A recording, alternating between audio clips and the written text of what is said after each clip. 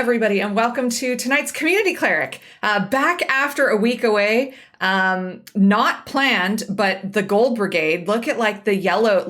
We're like matching. I I'm really, know. I love it. I love it. Gold's my Coordination. favorite. I got the dice. Lexi and I were talking off screen about the dice. The dice that I got are Community Cleric dice, and they're gold. And I'm just like so in love with them. Anyway. Hi, everybody. I'm Sarah. Welcome to Community Cleric. I am your host for all of them, really. I was going to say this evening, which is also true.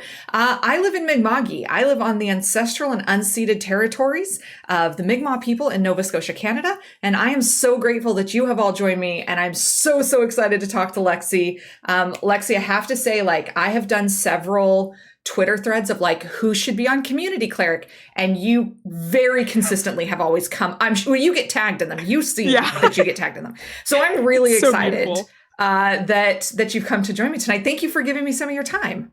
Thank you so much for being such a great host and also being so trustworthy that people refer me to come hang out with you. That's like what matters the most. Is I'm like, if people are throwing my name in the ring, that means they trust you, and that matters a lot to me. Well, I super appreciate that perspective. That's very nice. Like people tag like, Abria and like, and I'm like, guys, like, Yo. Yes, no, could we? But then again, like I have you, which is pretty great. I've had Pooja, who is amazing, and next week my guest is Lauren Oboe, who is pretty fantastic also. So like, I don't know, dreams come true. I'm just throwing this out there. First Lexi, then Abria. I'm pretty sure that's how it goes. And then you have to have me back on. Yes. For some sort of reunion. Well, we have joked that, should Abria ever just lose her mind and say yes to something like this, we would have everybody in the Zoom chat. It would not just be allowed to be me. A crowd. It would have to be the whole team of 90 Girls Run These Worlds people that we have in, and everybody else. Like, yeah. Oh yeah. And you're right. The pipeline to Abrina starts with Lexi. That's true. It's literally true. We need somebody put that on a t-shirt. Somebody like clip it. That's really great publicity for Lexi. The pipeline to Abria starts with me. I love that so much. How are you doing? How's your week going? I'm doing super well. My week's going pretty well too. I work a like regular 9 to 5 outside of tabletop, and it's it's going the way that it should go. I feel like I'm getting balance with like the work stuff, and then also I've been getting like tabletop writing gigs too, and I'm like, is this balance? Is this balance? Are you sure? And it's been super fun to figure out what that looks like. That I have transitioned. So I'm a teacher, and I still say that, although like I have transitioned into a corporate position doing STEM, like K-12 STEM stuff. And so I finally have a 9 to 5, which is not, I don't know. My bosses are like the best. And so they're like, take 10 days, go to Gen Con with your family, whatever. Post, I do marketing. So post from Instagram there. That's fine. Whatever. Like take your time. Do it at 2 a.m. if that's when you're up. We don't care. Like you do your job. We're not here to micromanage you. We hired you because you're an expert. And after being in education, like I wouldn't know how to act. I wouldn't know how to act. Because education is, I'm not even in education. I'm computer science, like software engineering. Yeah. But education, I feel like is so, I have close friends that are teachers, and watching them even prepare over the summer for what that looks like, I've been like anxious for them about the regiment that they have to follow.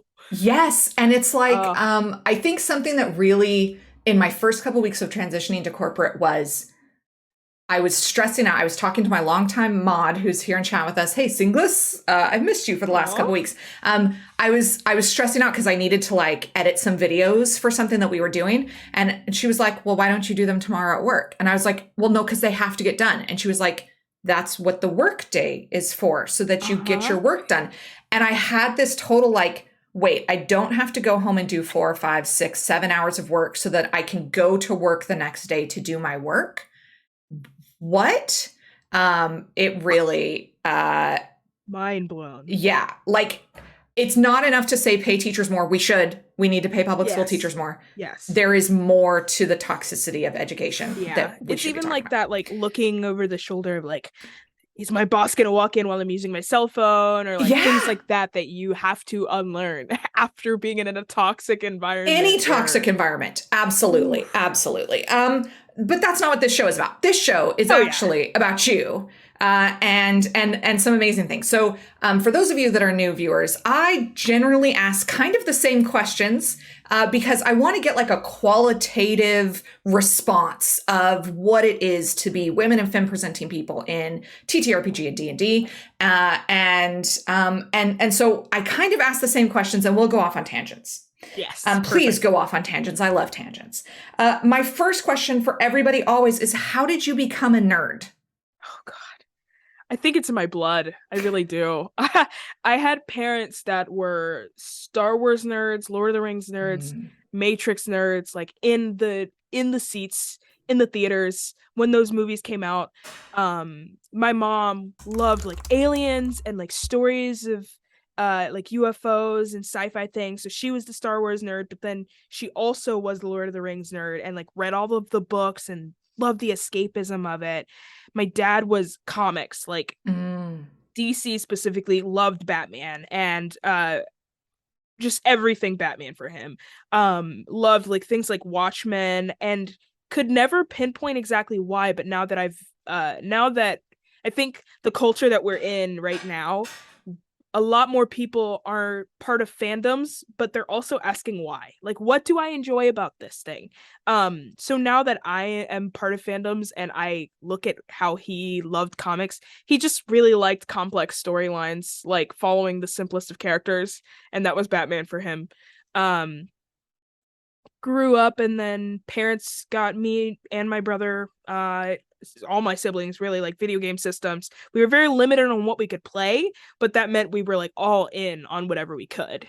So every single game we got, we were like super in on it. And we were also pretty limited on like what movies we could watch, what stories we could read, but that kind of made me into a better nerd because I would just not even a better nerd, but like a a more developed nerd because me and my brother would sit and like write stories about the stories that we were missing. Like we would see a trailer for a movie and then we'd ask if we could watch it and the answer would be no. So then we'd come up with our own story of like, well, I think this is what happens in the movie. So like becoming a nerd was like a lifelong journey, but I think starting like from very young, it was destined. It was gonna happen. I love that. Okay, so I'll dig in a little bit. What Yeah. video game systems were there, and what games really stand out for you? Big GameCube kids. Like we were big Hmm. GameCube kids. My mom had a PS1, and the only game I remember playing on PS1 was Crash Bandicoot, which might be a false Come memory, on. but Crash Bandicoot, and then oh my god, the DJ game, the dancing DJ dog, like the yellow Um. dog with the Oh, with uh like the yeah, like the beanie, the yeah, ears. God, I just remember watching my brother play that. Parappa the Rappa. The rapper. That's And exactly in the chat, look, and the thank chat you. coming to the rescue. Thank you, Oh chat. my gosh. Parappa the Rapper. Come on. Yes, Parappa the Rapper. That game I never got to play, and this is also something about me. I call it little sibling syndrome, but my brother would always be the one playing the games and I would be watching. Hmm.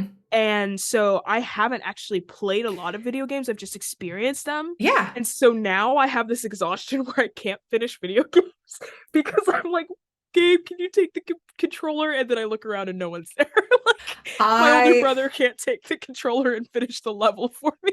I think that is so funny. Did your, because I'm the oldest and my Yeah. younger siblings are significantly younger. Steven is Yeah. 8 years younger than me and Serena's 10 years younger than me. So Hmm. like definitely I was not about that life of letting them mess up my games. Yep. Really? Yep. Yeah. I gave them controllers that weren't plugged in. Hmm.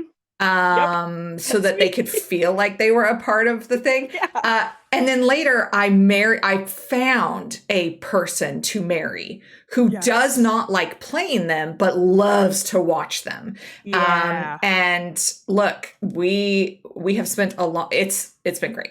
It Uh, works. That's exactly how it Opposites works. attract. Yeah. That is how that goes. I love that. Little child syndrome. Yes, 100%. Hey, Momo, it's so good to see you. I hope you're doing well. We love you, Momo. So much love for Momo. So much love. Can I tell you? So I have the distinct pleasure of getting able to DM for Momo in the shittiest, most misogynistic system of Lord of the Rings. It's from like it's only from 2000. It's not from like 1970. It's from like 2002, I think, is the copyright. And it is like, there are no female dwarves. All of the setting, like when you're reading through a player's guide and it's like Mm-hmm. the cleric runs up and casts, to like give flavor. All Mm-hmm. of it is set in the male viewpoint. It Oh is, it gosh. is, it is the worst. So I put together an all femme cast and we just rip the system apart and fix it from the Yes. ground up. And That's amazing. Momo is our dwarf. Momo is our amazing female dwarf who has just met another female dwarf in the city at the end of season 1. So yeah, super excited Wow. about that. That's amazing. I love Momo. It's literally amazing. Momo's amazing. Yeah, agreed. For those of you who are curious, you can go find the previous episode of Community Cleric that Momo was on. It's actually, I think it might be on mine. I think it predates Girls Run These Worlds. But we'll throw a link. Singlis can, I'm sure, find a link on my YouTube. Okay. You became a nerd. You played some video games. Oh yeah. Reading. Talk to me. Were you a reader?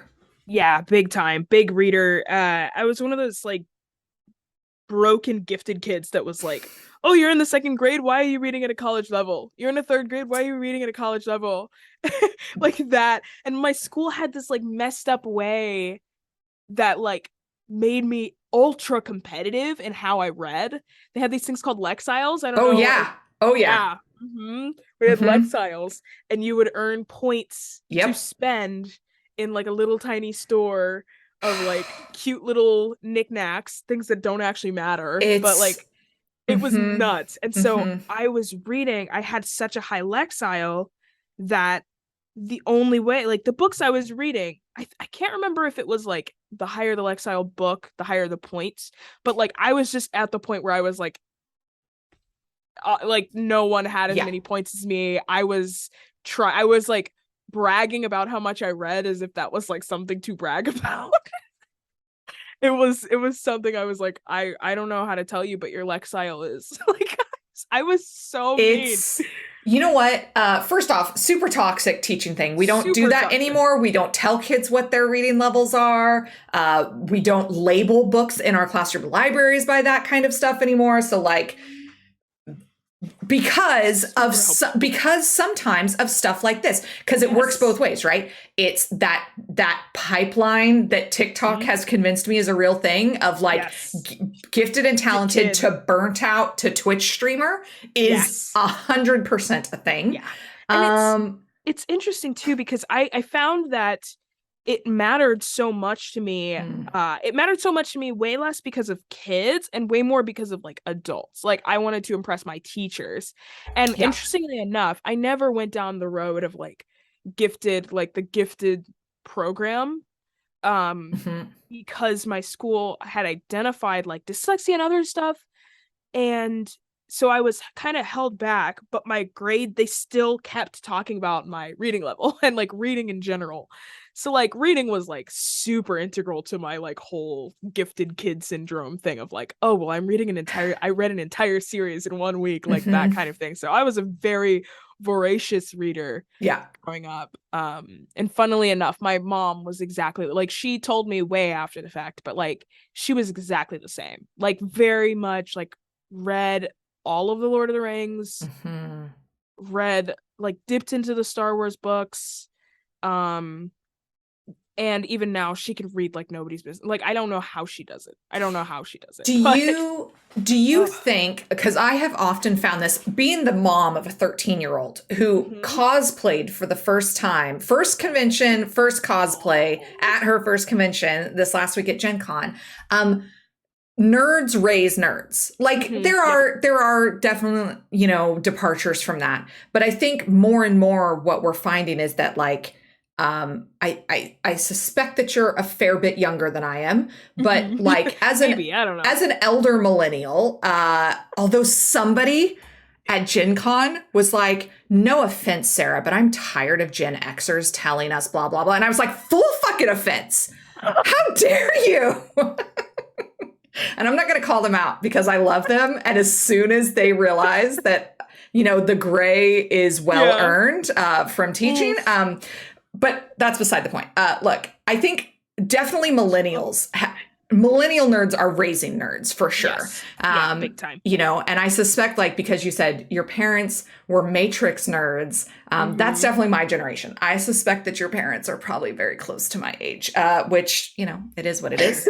Look, the nerd fandom can have, regardless of what the crusty ass old white guys say, the nerd fandom is for all ages and for all people. So nerddom is magic. It's like it takes different is. forms depending on the generation. And I Yeah. think like anyone who says that they're not a nerd, I can point at 10 different things that they like and be like, "Oh, but you like football.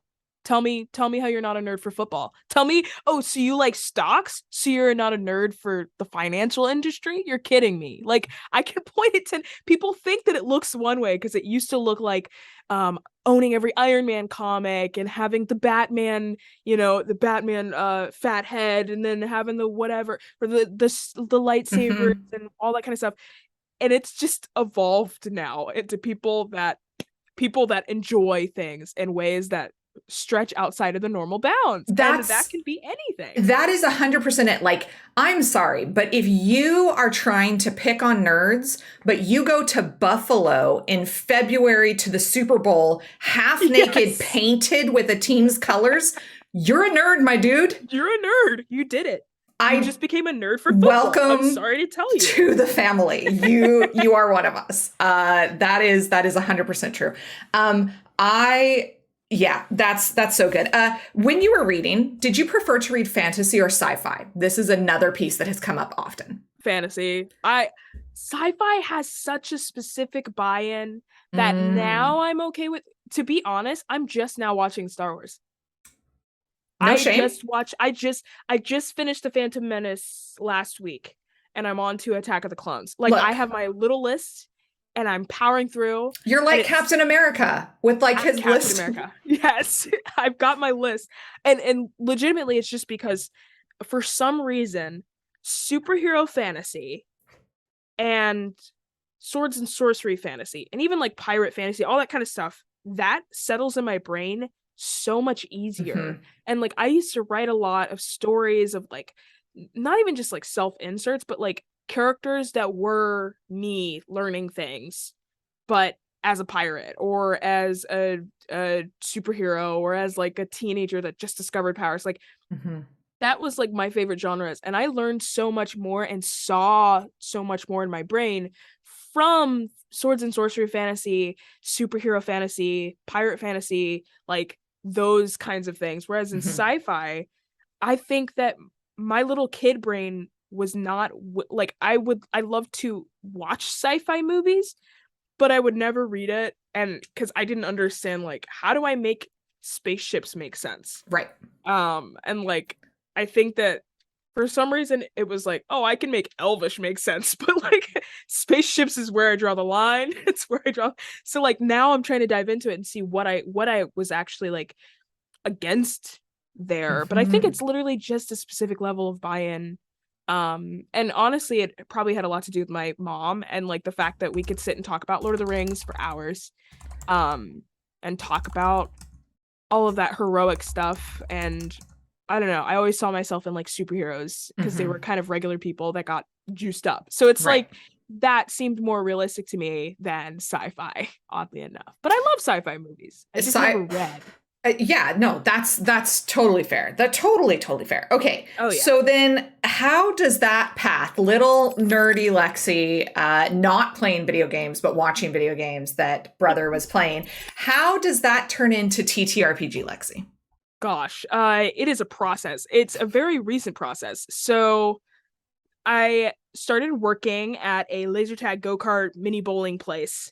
Like it was like an arcade, and I was like Hmm. it was I was surrounded by Star Wars and Star Trek because the owner was obsessed with Star Wars and Star Trek.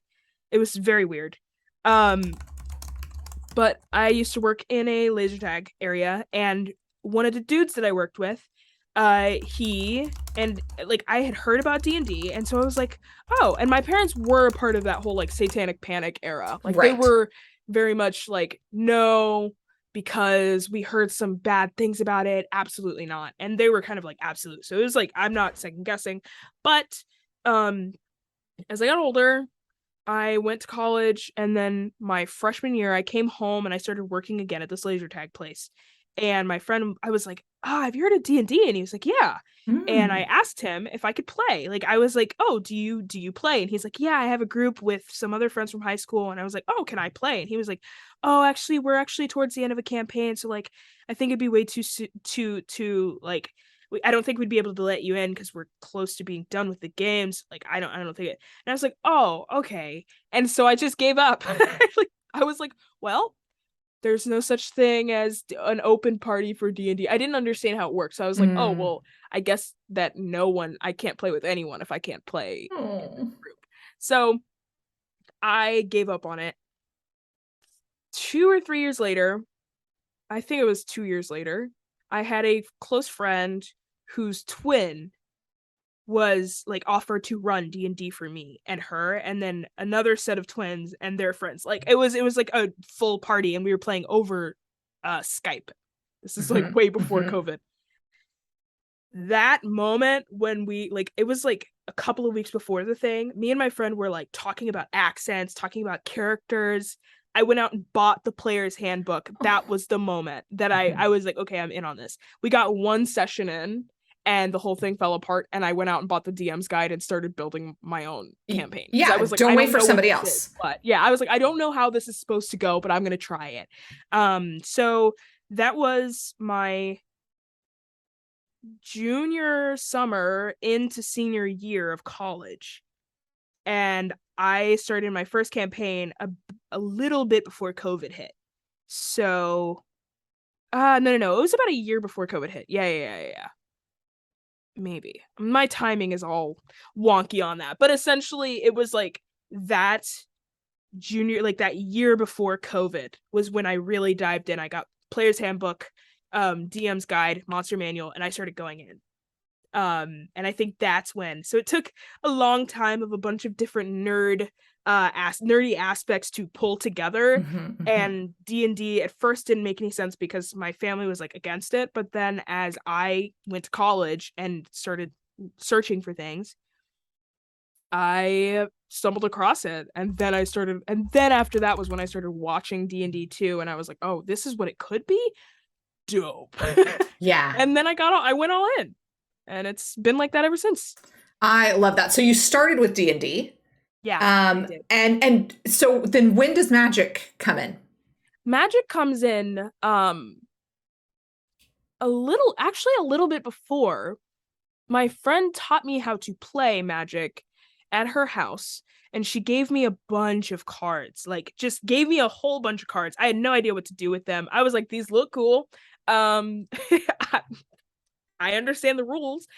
We played a pre-release, which was the scariest thing in my life. Oh. And then I kept forgetting to draw cards to the point that I had to write on my hand with a Sharpie, draw a card. Um, and we both kind of went opposite ways for college. And it took me a little while. I didn't play for another 2 years. So it was actually a year and a half ago when I actually dipped my toes back into it because Arena was suddenly on the MacBook. And I was like, oh, I can Right. play on my computer now. Um, and then I started watching game nights, and then I went out and bought a pre-con and started playing Commander specifically, not realizing Commander was different than regular old 60 card Magic. Um, until I started playing. But yeah, that was about a year and a half ago. But I started playing before I got introduced before D&D. And so did it help that you already had some of like the mythos and the understanding of like the broader universe when you started to click into D&D and you're like, "Oh, wait a second, this is that other thing." Yeah, like it started at first. Actually, I didn't even realize how connected they were. I just Right. like I didn't realize, like, it's funny because a lot of my friends don't even realize Wizards owns Yeah. both Magic and D&D. Yeah. They don't get it. And then the second that I say, they're like, "Oh, you're playing Strixhaven? Well, isn't that a Magic set?" And I'm like, "Yeah." Because and they're like, "I think it's annoying that they stole that." And I'm like, "They didn't steal anything, my friend." No one's stealing, I promise you. It's It all a circle. yeah, It it's comes it's one together. grand unified capitalist universe Yes. that is And I there. am pulling on it. Look, that's so good. So, are you enjoying Strixhaven? Like somebody who played Magic, how do you feel Strixhaven is holding up? I love it. I just love it. I Awesome. think like there's a lot of sets that deserve their own setting books because to play some people play Magic in such a way that every game is an expanding story. And they like to read the stories that are released with every set and to keep up with the planeswalkers and how they're morphing through time. I think that's beautiful. And I think that when they make set books along with those settings, it allows you to, first of all, visualize the magic aspect of it Hmm. in a more formative way. I think that a lot of people, so one of my favorite there's this podcast called um Commander Sphere, and it's two comedians, Rachel Weeks, and this other dude. I'm so sorry, I forget his name off the top of my head, but Rachel Weeks. They go through and they talk about the color identities in Magic and what Ah. they do. Like, um, here are some demure things, just demure things, like, and they'll talk about like, oh, taxes or like whatever, like Selesnya things, white, green. That's kind of like the colors of community, but also solidarity and rigidity. Like they want a Mhm. rigid structure to society, but it's also like a commune. Like, and Right. then they'll go through and do like categories, like sandwiches that Selesnya might like, or a piece of clothing, like clothing that specifically is demure.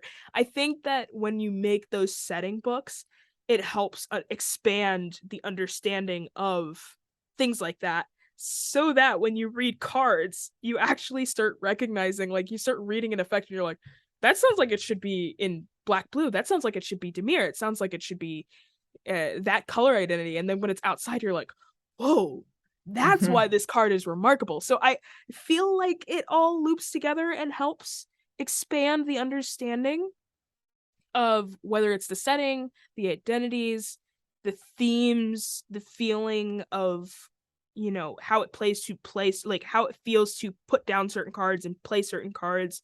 It's like, yeah, it could just be paper, cardboard down on a mat, but this also can tell a story or is a part of a greater narrative that maybe you and your friends get to alter and modify and make into your own. It's so cool. You know what? I first off, big props to the mods who already have Command Sphere in chat. We love Yes. to link that stuff. Thank you, Anne. Secondly, you have just so eloquently put. I mean, Community Cleric is not a place where we're like talking shit about anything. Mhm. 3.5 was not my version of D&D. Yeah. I played for a couple of weeks. The group I was playing with were math and stats nerds, and Mm, they loved the min-maxing. That's what but I yeah. was the drama kid that was like a girlfriend of one of the dudes. And so like what I wanted out of it, I didn't realize was a thing that I could have probably had in 3.5. I'm sure people played Yeah. that up, but I did not come back into it until 5e. And I Mhm. think for what you just said, that idea that that it gives life and breath. You can do these other things. You can just play with the rule set. It doesn't matter what rule set. It doesn't matter whether it's Monster of the Week or Powered by Apocalypse or D&D or Pathfinder or like whatever. You can play with any rule set. But knowing the history, knowing, being able to watch and take a shop owner from Critical Role and make it part of the broader thing, or to be able, like, I have a home game that we play on Saturday nights, and what happens in the home game affects the world that is in my Lost Mines of Phandelver stream that I stream for Vancouver by Night. And so, like, the way that those things create a wider world. And, one of the questions that I'll be asking you in a few minutes is, what's an NPC that everybody should use? And being able to then take somebody else's NPC and insert it unifies all of our worlds, And I love that. I think it's one of the best things that 5e gave us, was like that idea that every table is canon, and that every table's canon can be related to every other table's canon. And matters too. Yeah. It matters. Like, I love that. I think that that's definitely a power of 5e. And as someone, I'm kind of going back to other editions now. I'm playing around with 3.5, playing around with Pathfinder, playing around with even 4e, because randomly I just have a rule book for like a DM's guide for 4e in my house. I don't know why, but I do. And so I've been reading and seeing what they prioritized, and I really, really like that. Oh my gosh, these gnats. Oh my god, this is killing me. I really, really like that 5e emphasizes that D&D is about your table. Like your DM and your table. And that your game is canon, so make it matter. Like, don't make throwaway characters, don't make whatever. Like, this is about you, and it's about the story that you tell in the multiverse, because it's happening somewhere. And I really love that. Like, so I think that is the most empowering part of storytelling in general, because if you're writing a book, you have, like, there's no guarantee this is a true story. Like, there's no guarantee. Most of the time it's probably fiction. It's probably based off of some sort of fantasy that is created, and that's beautiful and wonderful because one person has control over it, so they get to kind of see what they want. But the whole beauty of D&D and collaborative storytelling is there's a solid moment where you and everyone around you are telling a story that is more real than words on a page, because you are creating that mythos. You're living in it. Yeah, you're steeped in it. Yeah. And I don't know. It's the same as, like, I think that, like, performing arts, when it comes to, like, acting and plays and musicals, there's a reason it is magical to sit there and watch them. And there's also a reason why it's magical to perform and be in those things as well, because you are creating a moment of mythos in real life in a way that reading it cannot do, that keeping it on the page, like, it could not be bound to the page the same way your story at your table could not be bound to a book. It had to be acted out in that moment by you and your friends. Or, like, maybe you're not acting and you're just doing damage. Like, it's all storytelling. It's all storytelling. Agreed. I really love that. That is so beautiful and so true. And I am a big proponent of modules. I love a module. Obviously, homebrewer people amaze me with the stuff that they can come up with, but I start from a module and then I customize based on the characters that I have. And page for page, I think Lost Mines of Phandelver, which is the old starter set, the new starter set just launched like a week ago. Is the best module that they have put out. Like, it, because it is a starter set, so it has a little bit of social intrigue, a little bit of traps, a little bit of combat, a little bit of dungeon diving, a little bit of puzzle solving, a little bit of, you have to do the social play to try and figure out what's going on, a little bit of mystery. Like, because it's trying to help you and your table figure out what you really want to do out of the game. And so I think page for page, it is the best. And I have run it now several times for a variety. We started with our home game. We're now, this is the anniversary month of our 3rd year of our home game that started with Lost Mines of Fendelver. Yeah. And I've run it for 7th graders, and I've run it for 12th graders, and I've run it for on a stream on Vancouver by Night. I run it. And every time it's the same world, and every time it's a dramatically different world. Yep. All of those worlds are unique, and all of those worlds are conjoined. And I love that. And I love that this is the first. So I've just gotten back from Gen Con. Gen Con is the first convention that I've gone to, since the before times. And in the before times, I wasn't a gamer. I was there to see, like, Nathan Fillion was at Emerald City Comic Con, and I went to go see the Firefly Captain, Yeah. And I was there for, like, the celebrity guests and some of the panels. And this was the first one that I went to, like, as a gamer, and to get to talk to others. I do this show every week, and it is great every week. But I'm ready for these times to be over, and for us to all be able to safely congregate again soon, I hope. Oh my gosh. It will be the best of times. I hope we never take it for granted. Yeah, how great that's going to be. We've talked a lot about D&D and Magic the Gathering. What other games do you play? Ooh.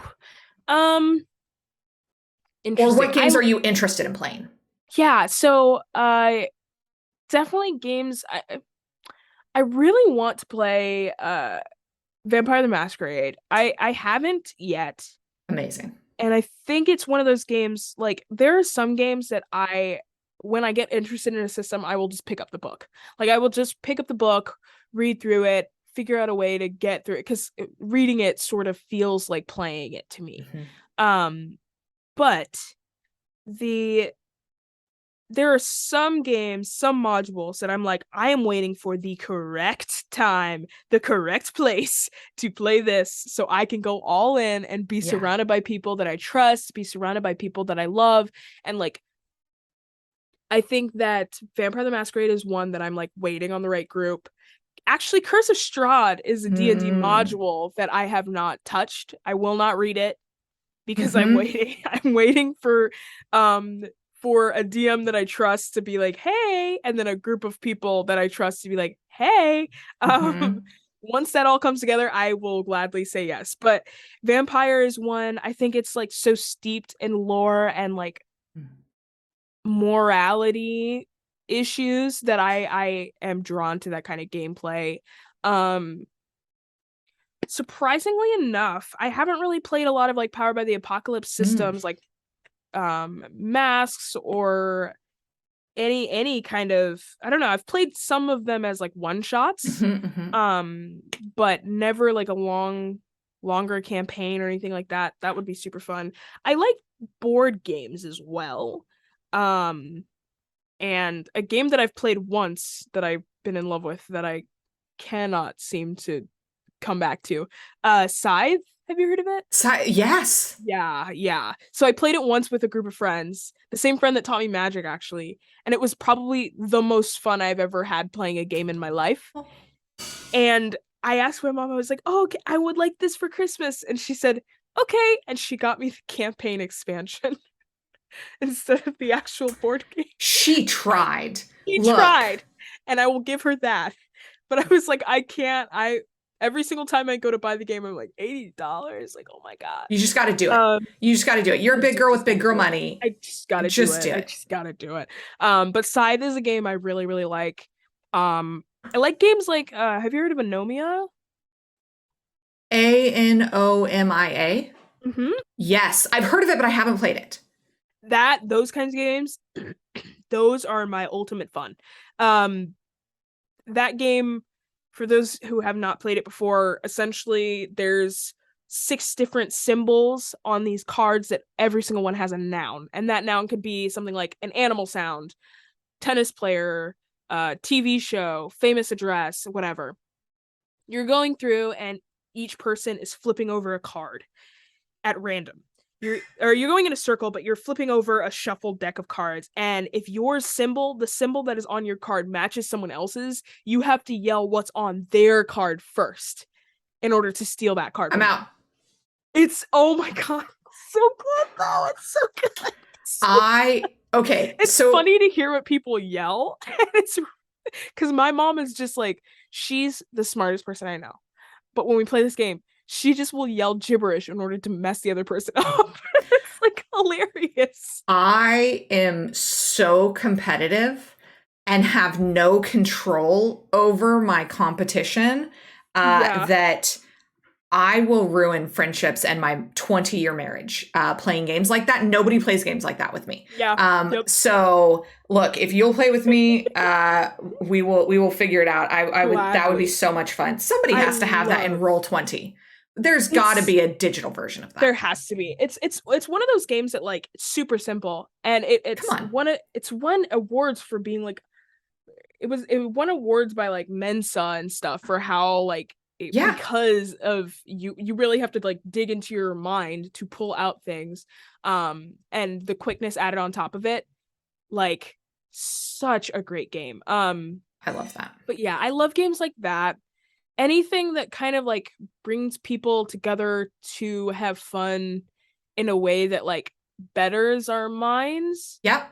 Okay, so I Um, have one for you because you're an app yes. developer, so you'll appreciate this. Yes. It is True. it is an app. I think it's for iOS and Android. It is called Yes. Space Team. Okay. And everybody opens it on their device, like iPhone, iPad, Galaxy, whatever. And you will have, it's like you're on a spaceship. So you have like a set of control panels that some of them are knobs, some of them are levers, some of them are a toggle button. And they will say different things like, eject the choroplasm. And like, it's all made up technobabble. Yeah. And then at the bottom is instructions that come across. So like set warp drive to 10, but warp drive isn't on yours. So you have to shout it out so that the person who has warp drive can set the warp drive to 9. But at the same time, everybody gets instructions at the same time. So everybody is shouting across each other and you're listening to like a ton of different people while you're trying to figure out what panels are on your screen. Yeah. And then there is like gravitational pull. Everybody flip your device upside down and shake it for 10 seconds. And space goo. And you have to like wipe the screens clean because goo is dripping down off them. It is the best game that nobody will play with me. Literally whenever. This sounds so great. It is so much. I'm convinced that I could make it an entertaining stream. Like the producer in me is convinced that it would be a good stream, but only if everybody had their own separate audio input. Like it would have to be a Video Ninja thing. It couldn't be a Zoom thing. Yeah. But Anne is saying it's also a card game. I'm sure it's a perfectly good card game. The app really makes it live, so Space Team is my entry, and they made one for teaching students the English language. So it's like, it's not technobabble, it's like simpler words that you can practice pronunciation. Come on, come on. Oh, I love it. Okay, we are well more than halfway. We only have 15 minutes left. Like this time flies. Quickest hour ever. I try to tell everybody it's the quickest hour of the week and like leads us into a good Friday. Come on. Perfect. Show us your favorite dice or any dice that you would like to show us. Okay. I did this. I prepared for this. Right now, my current favorite dice, I have 2 sets. I have my Abria dice, which are these. I have the. So if you hold them up against your hand, like as close as you can, and let your camera get wonky. The makeup palette. They're so. What do you mean they're your Abria dice? This is Abria's handwriting. Is this her dice company? No, this is through. I'm so confused. It's through. I can't remember the name of the dice company, but they took her handwriting and put it on. Let me get a better. So like, do you know which dice company this is? I need to see. Let me. It looks literally like Disney. It's so beautiful. Is it Dice Envy? It's not Dice Dice Envy. Envy. Anne says Dice Envy. Okay, it is Dice Envy. Great. Yes. They're like even the D100, like What? how she writes her zeros. It's kind of flipped, but what? Favorite right now. They're metallic. Dice So Envy. that's the hardest part. Do you roll on a tray or leather or something? I have a tray that I actually made myself. A Which is real nice. I cannot seem to find it right now, but fair. it is real nice. But other than it kind of sucks if I don't have my tray with me, because it's just dense tables. Yeah. And then the other set of dice, but those Abria dice are like my current favorite. This set, my birthday was this last week. It was August 2nd. Happy birthday. Thank you. And my niece, I was like 6, so I could not leave the house because of Miss COVID. But it's okay because my niece decided she would take it upon herself to buy me dice. She got me these dice because they are blue, and she did not realize that they have little tiny spiders in them. They're not real. They're fake little felt spiders. Do you know what company this is? Because we like to put links if we can. It's Foam Brain Games. Foam Brain Games. They're who made my buy dice. Yeah. I want to make sure that that's right. Yeah, they did. Yeah, they've got like little. Oh no, dice down. Oh no. They have little like buy flags included in them. Amazing. Come on. That is beautiful. Yeah, I've never heard of this company before. Mostly because they seem like I don't know. Yeah. The companies that I usually have in my local game store, it's either Chessex or it's like some indie. We have some indie dice makers around here in Columbus that have actual dice sets in the stores. So I've never heard of this brand before. But she was like, you like blue, so. And then I was like, are you aware that there are spiders in this? She said, ew, no. Oh. And I was like, it's your choice, not mine. Happy birthday to me. That's so funny. They had a really beautiful setup at Gen Con. So I just bought my buy dice. They have metal pride, all the different pride flags. And they're and like relatively cheap, like $50 a set. That's not bad for metal dice. Beautiful for metal. Foam Brain Games. There you go. Yes, Foam Brain Games. And they do lots of inclusions. Yeah, they had lots of inclusion dice. And like their regular dice sets, like I think these ones with the inclusions were like maybe $10 US. Oh gosh. Very like affordable, which I really appreciated. That. Oh yeah. So there you go. Foam Brain Games. The Twitter and the board games.ca, the CanCon for those of us in Canada. Yes. There you go. But yeah, those are my favorite 2 dice. Those are so adorable. And I know you do have a set of Dispel that you just can't find, but we're gonna like get pictures on Twitter at some point. So sad. Yeah, I will tweet the picture. No, don't be Technicolor. Don't be sad. It looks like the pan flag if you look at it at a certain angle, but it's really supposed to be like I don't even know, like the I would say like the error screen of an old I don't know how to describe them. Yeah. But it should be Dispel dice. It's like I think it's literally called Technicolor. I got my first set and Community Cleric is gold. Like this is my color scheme.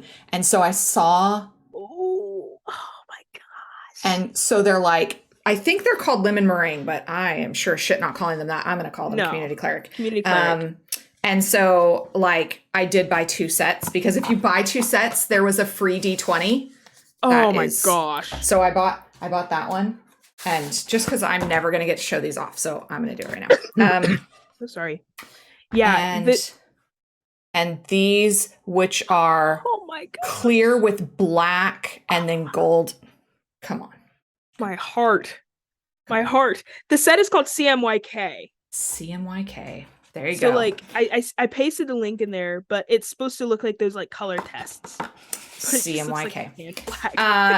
So Dispel Dice CMYK, if one of my mods can get it and paste it in there, that would be awesome. They're gorgeous. They're not as heavy as I thought they'd be. Like I Yeah, they're thought they'd super be. light. They're super light, which is not. It's not a complaint. No, It's not a here nor there. I just thought that they would have like a heft to them, and so I'm Yeah. surprised that they are really as light as they are is not a Yeah. bad thing at all. And they sound really good. The other thing that I splurged on was I bought myself a wormwood tray, Mhm. and they sound real good clicking up against the side of the wormwood Yeah. tray. Oh my Okay. gosh. Holy shit, I've only got 9 minutes and I have so many more questions. Do you prefer to DM or play? Oh God. I can't choose. I It's a can't good like choose. 50-50 for you. It's a 50-50. It's like a 60-50. I like 60 or 60-50, 60-40. No, 60-50 is fine. No, That's 60-50, fine. 110%. 60-50, I love DMing because I love coming up with things. I love watching people have fun ideas and being able to interface with them on their fun ideas. That brings me so much joy. But playing is something I don't get to do very often, and I love making bold choices as a player. Like I love being like I want to make the bold choices and have the character shifts and changes and stuff like that. And I still haven't like sat at a table just yet where I felt that I've gotten all of like the things that I like as a player. And Mhm. that's not a bad thing. I think like streaming and home games combined, you're really gonna get one or the other.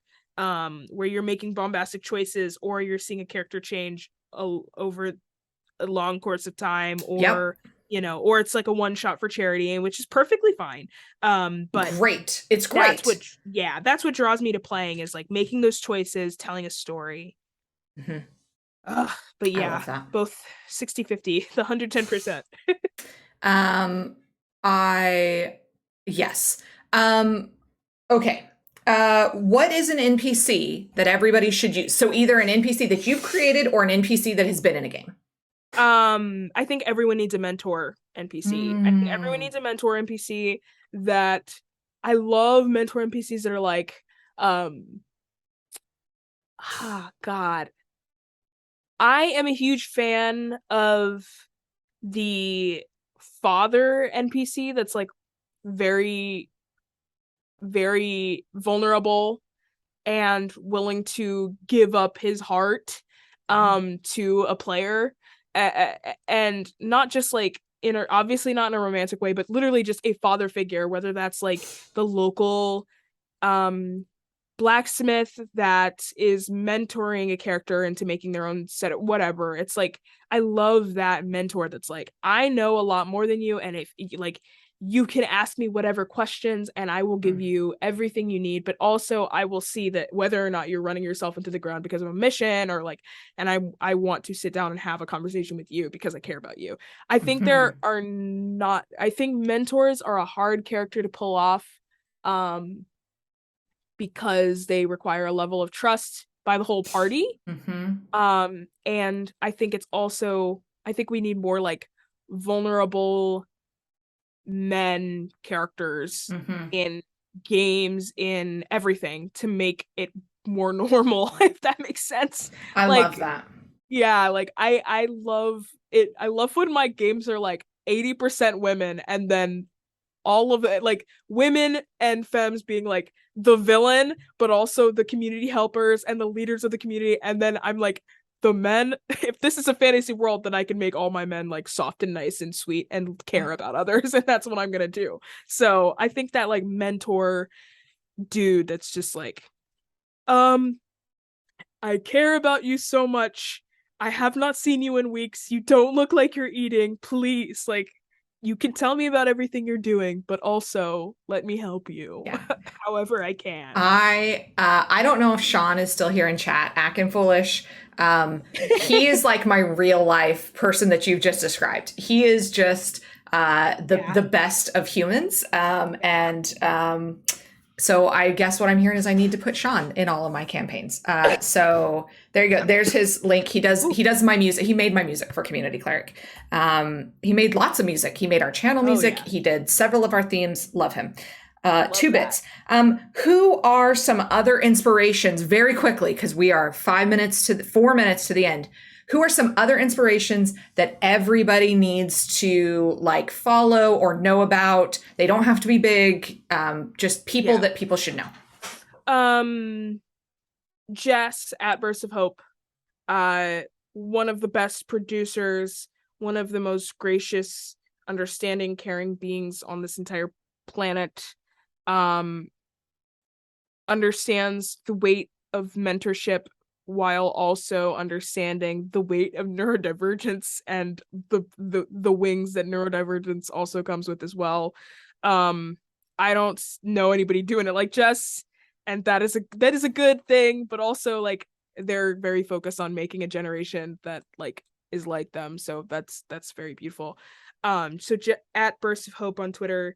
Trying to think. You know what? Sailor Scott Austin. Do you know Austin? Yes. I mean, like I don't know them, but like they have come up before. Like he is like mind-blowingly in tune with media, with story, with people, and empathy. And I think that is something I constantly look for and am looking to emulate in all of my games and in all of my writing. I'm trying to think of more people. God, I could literally go on for hours. I put people on the spot with this question, and it's hard, like in the moment, to think about it. So, future viewers who are watching this, this is not Lexi's fault. I did not warn her. I put her on the spot. Nobody, you are as much loved and given, you know, at 3 a.m. she's going to wake up shouting your name. Like, oh, I should have said this person. So, I don't want any Twitter clapback on Lexi after this. Thank you. That's on me. You can tweet me. I'll throw my stuff. Don't get in the comments. Right now. Don't get in the comments. Yeah, no, I will block you in the comments. If you're gonna hurl insults, we're not about that life here. Block is free. Lots of people. I think Abadarlings was like, block is free. Like, what? Why are you not using it? It doesn't cost you. Just use it. Cheaper than therapy. Just block people. That's how that goes. Okay. Because we're at the end. Holy shnikes. Tell everybody where they can find you, what you're doing. We're going to throw your stuff in chat. And at Lexi. Thank you so much. My name's Lexi, otherwise known as Black Girl Mage. You can find me on Twitter and Twitch at Black Girl Mage. Twitch, this week I did not because sickness things, but for the most part I like to talk about D&D prep. I work on maps, I work on worlds, I build things, I talk about NPCs. That is like what I like to do. You can pull up, bring your stuff. It's kind of a productivity night where if you need someone to be on a call with you to like get stuff done, I've been told that it's very helpful to pull up to my streams because it's a productivity double stream. So we kind of just prep, hang out, talk, get me distracted. It's a whole fun thing. Sometimes you get to see my Google search results. That's fun. Or my search history. That's a fun time. But more recently, I have been editing and finishing up the production process for the Strixu, which is my all black HBCU inspired Strixhaven campaign. It is pre-recorded. We just finished the prequel arc. So not even just finished, but I just finished a prequel arc. So we're going to be working on getting that out next week. And this week is all I'm about to be blasting it, literally after this, blasting it nonstop. So you can find me over on Twitter talking and DMing pretty soon for that amazing party. Quick, Anne and Singles. Or actually, Lexi, if there's anybody that you see in Twitch that's streaming that we should raid, because normally we don't raid. Normally everybody sticks around and we have Dark Rights, but they're not with us this week. They'll be back next week. I mean, my default is the queen. I maybe I'm assuming she, her pronouns, but Cipher of Tyr. Oh, Cypher of Tyr. Yes, in fact, yeah, that's who I was gonna say because I see D&D and then I see Cypher. Yeah, yeah. Well, you know what? That's perfect. We will raid Cypher. I saw her. She walked past me at Gen Con, and like Look, okay, I'm the palm colored founder, and I recognize that like Girls Run These Worlds does not look like me. Think fuck. And so, but I had the buttons. I had the little bag of buttons, and I wanted to go run up to her and just be like, "Hey, your work is so meaningful to us." But she was like, clearly, she had her head down. She was headed somewhere, and so like I didn't. So this will be like my way of showing her that love now. The best. Strix you. So go and we'll put your stuff in chat one more time. Everybody follow. Thank you, everybody, for being with us tonight. Next week, we are back with Lauren Obo, who, if you are not following, is another amazing D&D, works for Wizards of the Coast, works on Idle Champions, right? And is just a wonderful person. So come back and join us again next week. Thank you, Lexi, for being here with me tonight. And I will we'll close and then we'll raid. Everybody knows how this goes. It's nobody's first time on Twitch. And thanks, everybody. We'll see you next week. Bye.